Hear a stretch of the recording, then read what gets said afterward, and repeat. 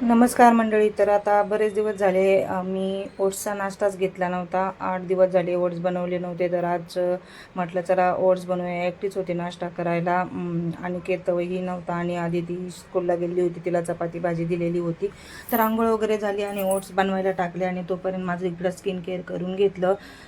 Skin care वगैरे होस तोपर्यंत इकडं ओट्स पण बनवून तयार झाले होते. मग ते ठेवून दिले तसेच आणि घर वगैरे स्वच्छ करून घेतलं. केर कचरा घरातला काढून घेतला कारण मला देवपूजा करायची होती. तर म्हटलं हे सगळी स्वच्छता करून घ्यावी. झाडू वगैरे मारला आणि नंतर मग मी देवपूजा करायला घेतली.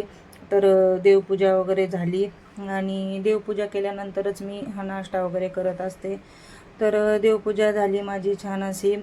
तर तुम्हाला एक सांगायचं आहे, तर ते देवपूजेची जी आपली दिव्याची जी वात असते ना रात्रीची उरलेली, तर ती वात टाकून न देता ती अशी पेटवावी आणि ती घरात अशी सगळीकडे फिरवावी. कारण त्याच्यात जी सकारात्मकता असते ना ती आपल्या घरात सगळीकडे पॉझिटिव्हिटी येते, सकारात्मकता येते. त्यामुळे ती वात टाकून न देता आपण ती पेटवावी आणि तिचा धूर करून सगळ्या घरात असा फिरवावा.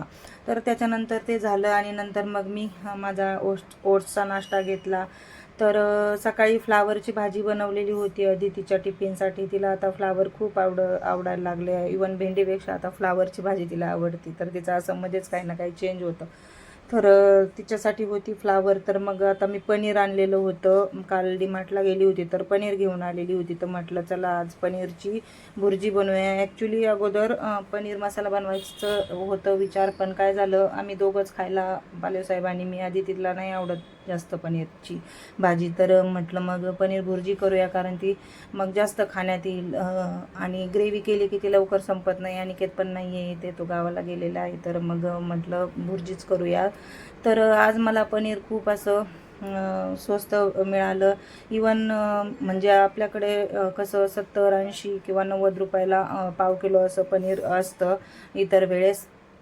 पण आज मला चक्क 45 रुपयाला म्हणजे 45 रुपयाला 200 ग्रॅम असं पनीर मिळालं. म्हणजे ते by one get one free असं होतं.